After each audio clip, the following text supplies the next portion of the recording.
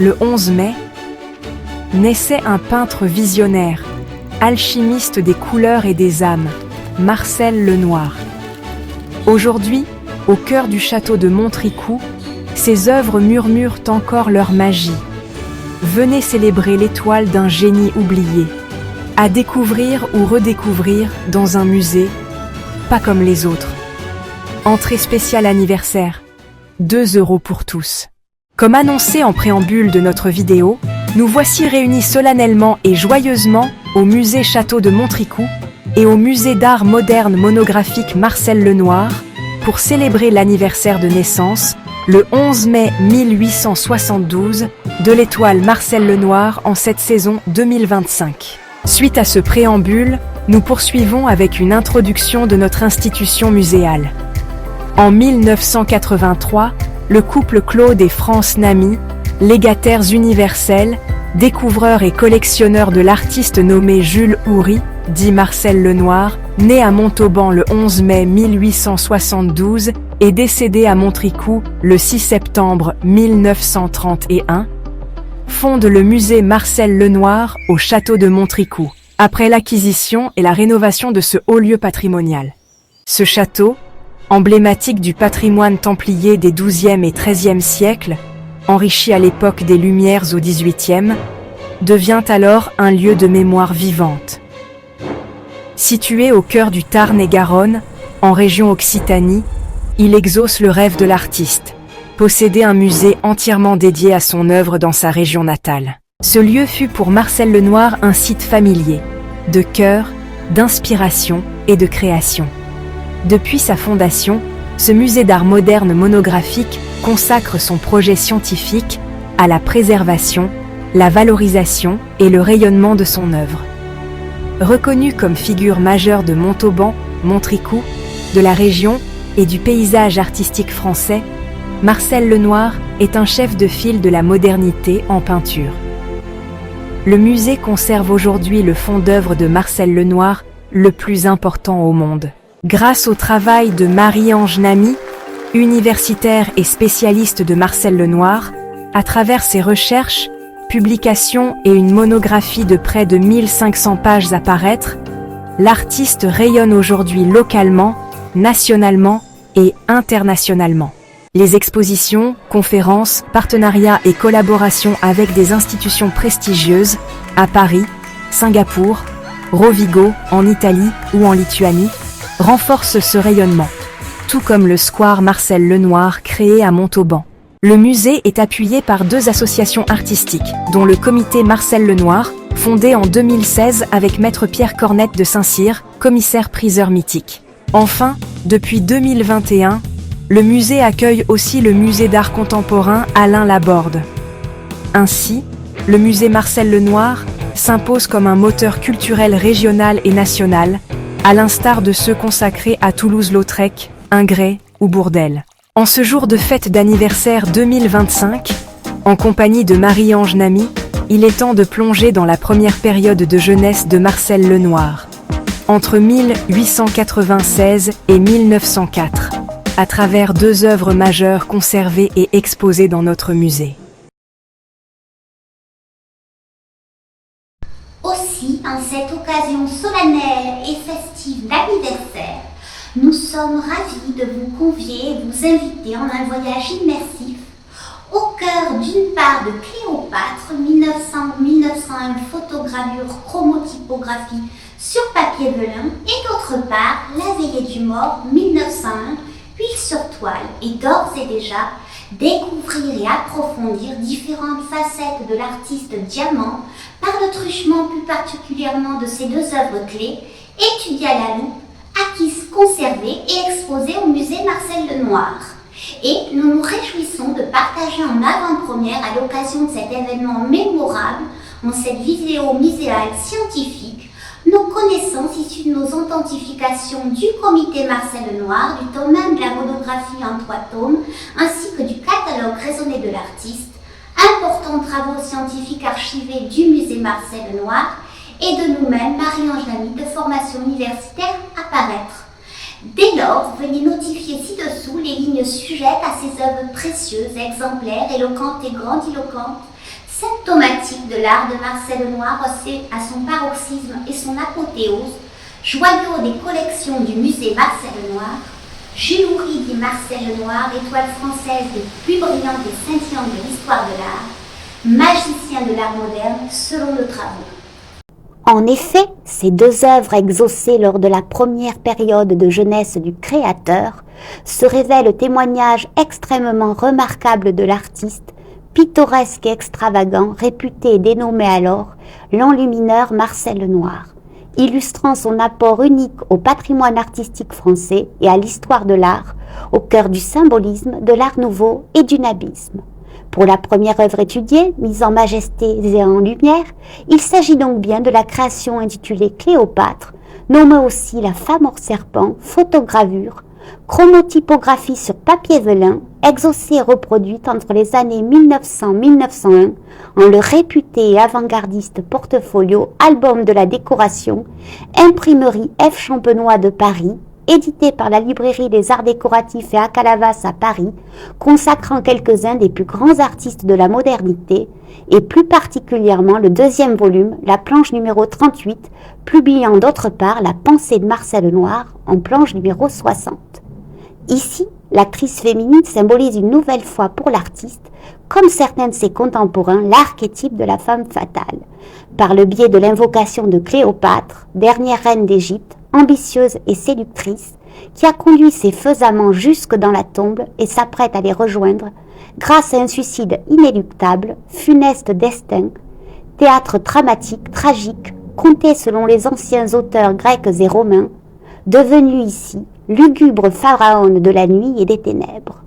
Confondu avec l'alchimiste et philosophe Cléopâtre, connu par les citations de Zosime ou d'Hélium Polyodore, qui officiait à Alexandrie de l'école d'alchimie, ainsi que Marie la Juive, vouée à la distillation et à la sublimation, une des 4 femmes ayant obtenu la pierre philosophale, inventrice de l'alambic, l'outil complexe du chimiste, célébré par le papyrus de la chrysophée de Cléopâtre ou la fabrication de l'or, supportant le symbole de l'Ouroboros, dessin d'un serpent se mordant la queue, cercle, emblème de l'unité du cosmos ou de l'éternité, et l'inscription « L'un est le serpent qui a son poison selon 2 compositions, et un est tout, et à travers elle est tout, et par celui-ci est tout, et si vous n'avez pas tout, tout est rien ». Delphine Durand, qui a initié le corpus d'œuvres importantes et les premiers travaux d'ampleur au symbolisme chez Marcel Lenoir, y lit très justement une restauratrice des débauches de l'Antiquité, hybride et ophidienne, lyonnaine et macabre, incarnation des plus noirs de la décadence. Là, des tréfonds d'un ciel et d'une nuit tapissée de saphir et d'émeraude, frétillante, irisée et magnétique, en miroir, Cléopâtre s'exauce et s'illumine. De profil, en une princesse rêvée fantasmatique irréelle, selon une beauté idéale, en une apparition envoûtée hypnotique, magnifiée et sublimée toutefois, contaminée et infestée par la décadence, entre mythologie, littérature et image, en une redoutable et médiumnique magicienne disputée entre 2 mondes, flirtant entre humanité et animalité, la terre et le ciel, la vie et la mort, le ciel et l'enfer. Princesse lunaire, hantée et enténébrée, monstrueuse et macabre beauté, diabolique et infernale sorcière. Sujet pour lequel le maître envoûté se révèle décadente incarnation, l'un des représentants éminents en cette fin de siècle, et nous nous permettons de renvoyer à notre travail monographique où nous traitons et approfondissons pointilleusement ce thème obsessionnel dans l'iconographie de l'artiste. Ainsi, Cléopâtre apparaît-elle en charmeuse de serpent. Aussi arbore-t-elle une baudelairienne, longue, sensuelle et funèbre chevelure, cuivrée, voire rubis et ensanglantée, et sa bestiale chevelure, diadémée d'un entremêlement reptilien, un enroulement inextricable de serpents, vipères, émeraudes et saphirs, incrustés d'ornements décoratifs, motifs floraux, animaliers ou géométriques, au nombre de 6, chiffre infernal, vipérine et visqueuse, l'apparente en effet à Gorgone, Méduse. Rappelons alors les œuvres de Burne-Jones ou bien celles de Carlos Schwab, adulées de Marcel Lenoir. De même, nous pourrions joindre en résonance l'œuvre d'Alphonse Mucha, intitulée L'Émeraude, où une juvénile beauté, maléfique princesse, s'avère diadémée également d'un aspic menaçant dressé sur sa tête. Et celle-ci s'appuie sur un animal chimérique évoquant un chat et un lion, bête sauvage monstrueuse grimaçante, montrant ses crocs, rappelant le vénéneux et mortel aspic, la femme s'avère dévoreuse. Exhumant ainsi que ses prédécesseurs et contemporains le masque du Gornonélion et la figure méduséenne auréolée de serpent. Sifflant et trahissant, la dangereuse, mortelle et fatale tentatrice. 3 d'entre eux jugent le sommet d'un instrument cultuel doré rutilant, évoquant tant un chandelier, la lumière, qu'une coupe orfèvrée, la bénédiction de Saint Jean l'Évangéliste, le calice, le Saint Graal et la communion. Néanmoins, orné de rinceaux, ne parodiant l'animal serpentin et de 2 aspics, il dénonce un lugubre rituel, bafouant la messe et la communion en l'autel d'un temple satanique. Et tandis que l'un d'eux s'enroule au-dessus de son oreille, un 6e aspic, gueule également ouverte, rampe, glisse le long de son visage, vipère qui, tel le légendaire cobra royal égyptien, est prête à lâcher son venin sur les lèvres de Cléopâtre, en un baiser diabolique, sulfureux, dangereux et mortel. Cette dernière se révèle d'une beauté idéale, d'exigence et de discipline, de la rigoureuse perfection de ses traits haussés au paroxysme, constellée d'une puissante, extrême et souveraine finesse. Son mortel visage, rigide et immobile, est gravé de sourcils marqués, rehaussant d'illuminés et azurés prunelles, grandes nons ouvertes et fixes, et il est terminé d'un long nez exigu ainsi que de menues lèvres. Son regard volontaire, aussi déterminé que fatal, concentre et traduit avec intensité le feu pétrifiant hypnotique d'un miroir, véritable venin, d'un rein empoisonné de la pieuvre tentaculaire.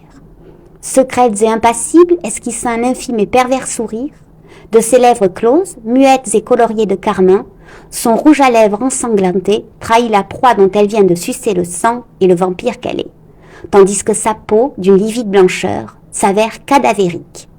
Alors, la reine du vice et de la luxure entraîne une passion morbide et mortifère, liant perversement et éternellement l'amour à la mort.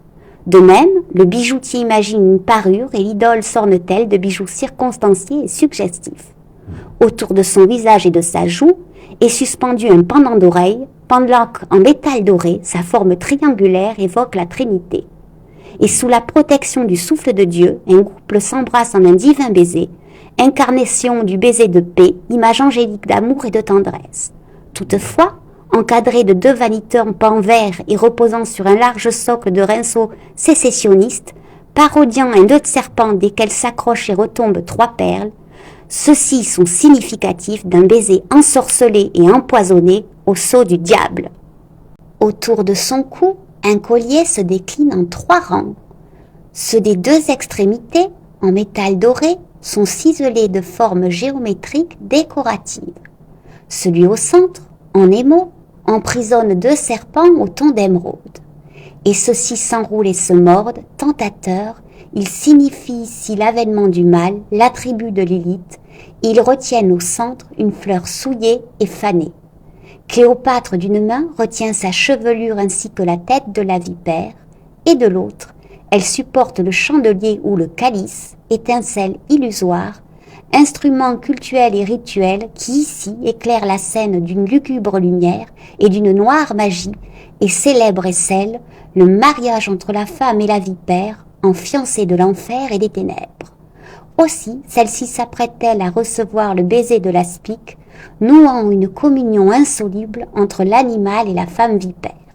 Là, il nous faut rappeler les joyaux qui immortalisent cette scène du baiser blasphématoire entre la femme et l'aspic, parmi lesquels celui de Wolfers. Au sein de Cléopâtre, la pharaone ensorcelée demeure donc parée et constellée de serpents. Son diadème dans les cheveux, ses pendants d'oreilles ainsi que son collier, sans oublier le chandelier ou le calice. L'enlumineur succombe donc à l'omniprésence du serpent. Toutefois, il ne s'agit pas ici du témoignage du serpent bénéfique et christique, mais bien de l'emprise de l'aspic maléfique et diabolique, tout imprégné de noirceur.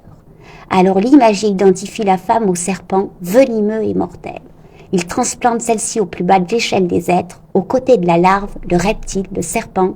Celle-ci échoue repliée dans les profondeurs de la terre, cette dernière personnifie le royaume des morts et les enfers. La reine égyptienne Cléopâtre, également alchimiste et philosophe, est alors sorcière, ainsi que Gorgone, Méduse, au masque grimaçant du gorgonéon, à la chevelure nouée de serpent, au regard mortel qui horrifie, pétrifie et ensorcelle, faisant de l'enlumineur Marcel Noir un percé. Aussi Marcel Noir ressuscite-t-il et pervertit les déesses et prêtresses serpentes.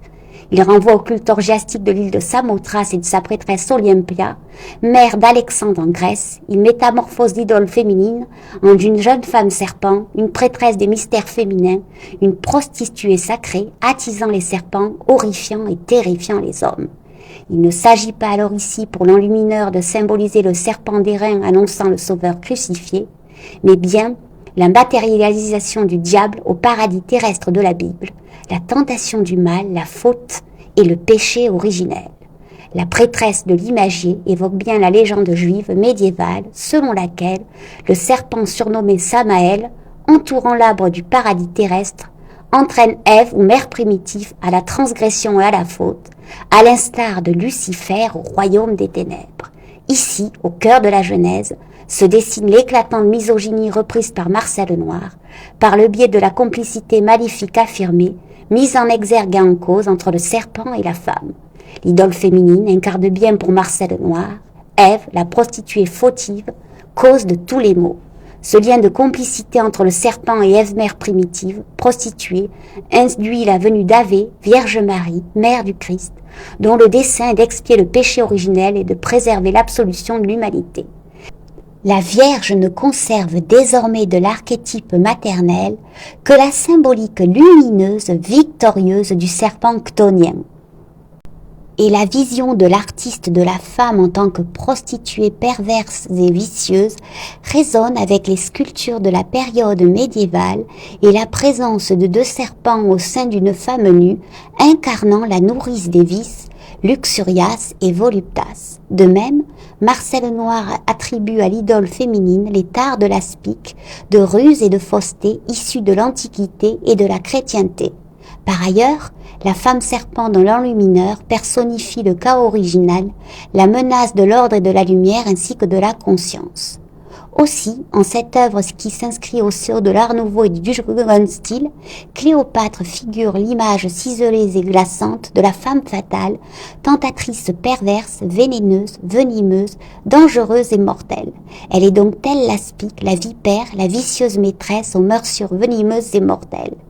L'idole métamorphosée en femme serpent s'inscrit donc dans la pensée misogyne, se dessinant à la fin du siècle ou fin de siècle chez l'enlumineur et certains de ses contemporains. Alors Marcel Noir concourt une nouvelle fois, ici, à l'appui de l'aspic, à la tonitruante diabolisation du principe féminin. L'idole incarne avec éclat le monstre fatal, et l'enlumineur s'avère ici une nouvelle fois prisonnier d'une vision féminine vicieuse, horrifiante et cauchemardesque, symptomatique des parfums empoisonnés, des fleurs du mal, de la décadence. Aussi, la pharaone, alchimiste et philosophe Cléopâtre, du chevalier Rose-Croix et maçon Marcel Noir, scintille et resplendit en fleurs empoisonnées, précieuses et rares au cœur du renouveau de l'enluminure, du symbolisme, de l'ésotérisme, de l'occultisme, du décadentisme et de l'art nouveau, dont Marcel Noir incarne un des représentants majeurs à la fin du siècle. Dès lors, cette photographie révèle-t-elle un témoignage de la création enluminée et de la renommée de l'enlumineur Marcel Noir, qui fut également un lithographe averti, aux côtés de l'enluminure stupéfiante du Christ pardonnant le monde, ainsi que des lithographies exhumées jusqu'à nos yeux au musée Marcel Noir. Par ailleurs, soulignons qu'en 2014, à Paris, la Pinacothèque célèbre le mythe de Cléopâtre avec le concours du musée Marcel Noir et l'œuvre de Marcel Noir Cléopâtre, chromotypographie 1900-1901, exposée et reproduite au sein du livret ainsi que du catalogue conséquent, et ainsi celle-ci est-elle popularisée grâce à l'attention fidèle du directeur de musée et historien de l'art Marc Restellini. Cette exposition est aussi présentée à la Pinacothèque de Singapour et l'œuvre de Marcel Noir s'envole ainsi vers cette destinée. Aussi, nous pouvons désormais nous immerger au cœur de la seconde œuvre, La Veillée du Mort, 1901, huile sur toile, musée Marcel Noir.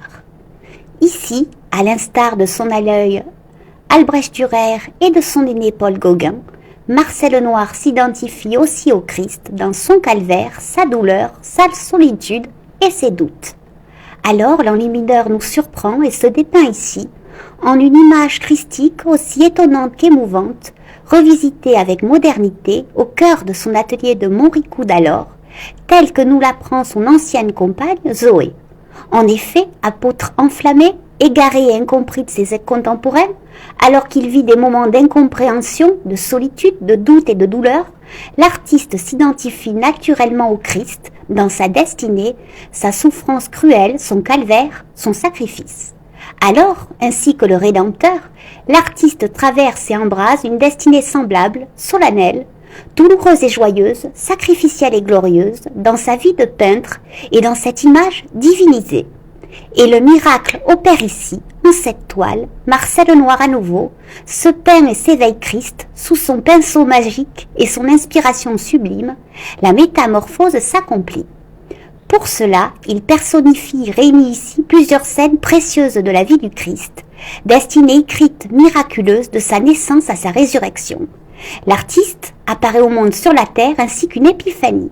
Et il choisit de se représenter à dessein en son atelier de Montricou, qui accueille aussi sa chambre à coucher, dénuée de meubles, dépouillée, ainsi qu'une cellule monacale, s'éclairant semblablement de la lueur de l'étable et de la crèche, de l'ombre et de la pénombre du sépulcre, de l'obscurité de la nuit des ténèbres à la lumière promise. Au cœur de l'œuvre, l'artiste, de son visage reconnaissable et fameux, chevelure, moustache et barbe rousse, paisible, habillé de blanc, repose étendu, sous une couverture ocre presque de bure, sur son matelas posé à même le sol, lit de vie ou de mort, ainsi que le nourrisson en son berceau de paille, ou le gisant en son tombeau dans les entrailles de la terre. Marcel Lenoir, dans l'intimité de l'atelier de la chambre et du lit, invoque la multiplicité retentissante de leurs symboles. L'atelier, la chambre, le lit demeurent le lieu privé de dévotion et de piété, de recueillement, de prière, de supplique et de confidence. Le lit de la chambre absorbe les souffrances. Je m'épuise à force de gémir. Chaque nuit, ma couche est baignée de mes larmes, mon lit est arrosé de mes pleurs. Psaume 6. Le lit pense les maux. Mon lit me soulagera, ma couche calmera mes douleurs. Job 7. Le lit se vaut aussi bien lit d'honneur, chaste, lilial, que lit de la sexualité, la chambre nuptiale. Elle reçoit le lit des noces, lit nuptial, conjugal, ainsi que le lit de l'accouché, ou bien le lit de pécheur souillé et impur. Le lit de repos de la chambre à coucher de l'artiste est propice à l'endormissement. Éternel, il est le lit de tombeau et la chambre demeure funéraire. L'artiste s'inscrit dans l'utopie née au Moyen-Âge, où la conception d'une mort idéale s'effectue dans son propre lit, en une chambre à coucher devenue chambre macabre. Il évoque l'iconographie macabre où le lit est tombeau dans les arts moriendi, les arts du mourir de la fin du Moyen-Âge, les memento mori et la piété flamboyante. Dans la chambre nuptiale, conjugale, se noue le mariage mystique ainsi que la fusion avec la divinité, et la chambre funéraire et macabre devient illuminée et céleste. Il demeure le symbole glorieux de la renaissance et de la résurrection. Citons Olivier Christin, le lit, la Vierge, la mort, intimité, image de dévotion à l'époque moderne, dans Revue de l'histoire des religions, numéro thématique, la prière dans le christianisme moderne, en est 2217-3, page 607-622.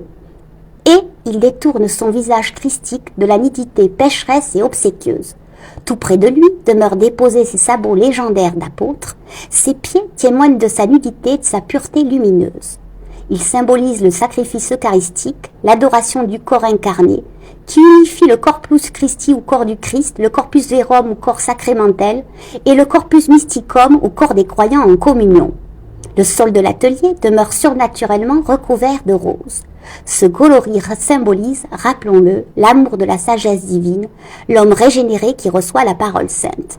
Des groupes de personnages l'entourent, le veillent, l'adorent et le vénèrent pieusement, religieusement, voire charnellement. Il s'agit d'abord de l'évocation du mystère glorieux de la nativité, entouré à droite royalement de l'adoration et de l'offrande des rois mages, au cœur de la fête de l'épiphanie, ou manifestation de Dieu, théophanie selon l'évangile de Matthieu. Alors la triade des rois mages, présagés ainsi que de savants philosophes et astronomes perses, brillent sur la toile de leur couleur de pierres précieuses, parés de tuniques rubis, émeraudes, saphirs. Ils présentent leurs offrandes, ici une couronne rouge, couronne illuminée, qui matérialise l'étoile tandis que l'encens et la myrrhe se devinent. Illuminés par la divine et sainte étoile, Gaspard, Melchior, Balthazar viennent de l'Orient vers Bethléem, adorer Jésus, roi des Juifs à sa naissance. Il signifie le signe trinitaire, il personnifie l'ensemble des non-juifs et des peuples de la terre, et ils incarnent l'humanité à laquelle Dieu s'offre. Ainsi que dans la pensée médiévale, la scène de l'adoration des mages se métamorphose en offrande des mages. Les trois ambassadeurs, éclairés par l'étoile divine, viennent aduler, discerner et admettre la triade des natures christiques incarnées, les trois natures distinctes du Christ. L'or afin de glorifier le roi, nature royale, la myrrhe afin de célébrer l'homme, mortel, nature humaine, l'encens afin de magnifier la nature divine de l'enfant. L'épiphanie se métamorphose alors en théophanie, historique, dite évangélique, perpétuelle, dite sacramentelle, future ou eschatologique. Marcel Noir témoigne de la souveraineté des mages, couronnés dès le Xe siècle selon la péricope mathéenne, et de la conception d'une théologie royale problématisée par Marc Bloch dans les Rois thaumaturges en 1924. Les mages contemplent une épiphanie, une apparition divine devant l'humanité, et ils figurent donc parmi les témoins initiaux de l'incarnation. Les mages, en communion avec le divin, demeurent les dignes héritiers d'une légitimité royale afin d'intercéder en tant que médiation céleste par l'offrande auprès de Dieu, et la magie opère de la paix du royaume à la paix du Christ. Cette idée sur la péricope se déploie et fleurit en un cadre monacal et plus particulièrement cistercien, ainsi que les prêches de Maurice de Sully. D'autre part, il souligne la rencontre avec Dieu, le voyage spirituel, le cheminement de la contemplation, de la conversion et du baptême, la purification de l'âme après un chemin semé d'embûches et la tentation charnelle. Alors, ces mages antiques, païens et pêcheurs tentés au palais d'Hérode, se métamorphosent dans la morale chrétienne au XIIe siècle en êtres humains inachevés, éclaboussés par l'étourdissement avilissant de la chair. L'aventure de cette triade participe d'une psychomachie, d'une quête du divin pour le croyant. Pour la popularité, ils incarnent les trois âges de la vie, celui de la jeunesse, celui de l'âge mûr et celui de la vieillesse. Citons Mathieu Béot, Les Rois Mages, iconographie harmonie-mentale dans l'espace féodal, 10e-12e siècle, dans Bulletin du Centre d'études médiévales d'Auxerre, Buscema, 17-2013. Tandis qu'à gauche, l'enlumineur évoque dans le même temps le moment heureux de la naissance grâce à la Vierge à l'enfant, puis le moment douloureux du sacrifice et du tombeau, la déploration incarnée par les présences émues et éplorées de la Vierge Marie ainsi que de Marie-Madeleine, fiancée du Christ. Ainsi que le souligne Léon le Grand, la Vierge incarne l'Ève-Mère de l'ensemble des chrétiens dans le sacrement du baptême et de la conversion des nations. Et toutes deux se révèlent effondrées de tristesse et l'une embrasse tendrement ses mains et la seconde enlace ses pieds. Et quatre créatures angéliques, vêtues de robes bleues, jaillissent de la charpente et emportent l'âme du défunt vers les étoiles de l'au-delà, celle de la vie éternelle auprès de son Père.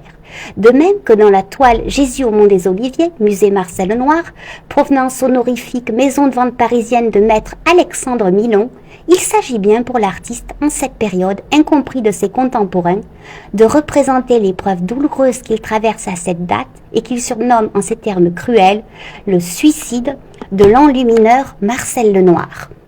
Archives, musée Marcel Noir, essai sur ce que fut ma vie d'artiste, octobre 1920. Ici donc, en ces deux œuvres mentionnées, Jésus au Mont des Oliviers ainsi que La Veillée du Mort, musée Marcel Noir, œuvres uniques et subliminales, sont donc mises en scène la souffrance et la pauvreté d'un artiste bohème et son sentiment tragique de parenté christique et d'abandon. Et celle-ci s'exauce en 1901 et resplendissent et s'éclaire majestueusement à la lueur des lumières du nabisme.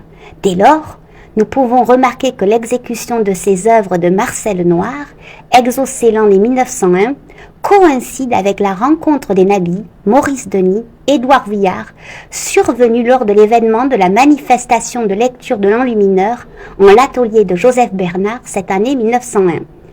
Et La Veillée du Mort préfigure 30 ans plus tard la mort réelle de Marcel Noir, survenue en l'ancien chenil du château de Moricoux, en son atelier de vacances, en son lit, et révèle une œuvre fantastique, prophétique, prémonitoire de l'artiste divin, médiumnique, voyant et visionnaire.